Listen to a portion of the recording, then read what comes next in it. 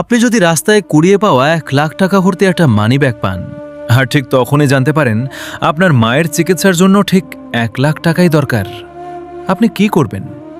টাকাটা রেখে দেবেন নাকি ফেরত দেবেন? গল্পে গত সপ্তাহে ঠিক এই ধর্মসংকটে পড়েছিলেন রফিক ভাই। পেশায় তিনি একজন সাধারণ ডেলিভারি বয়।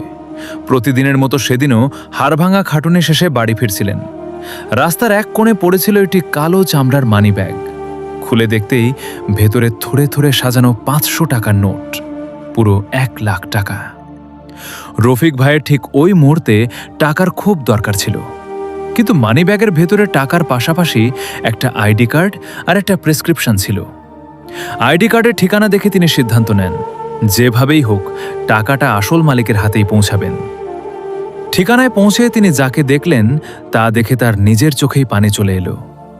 মানি ব্যাগের মালিক একজন বৃদ্ধ বাবা, যিনি তার ক্যান্সার আক্রান্ত মেয়ের ওষুধের জন্য এই শেষ সম্বলটুকু ব্যাংক থেকে তুলে নিয়ে ফিরছিলেন।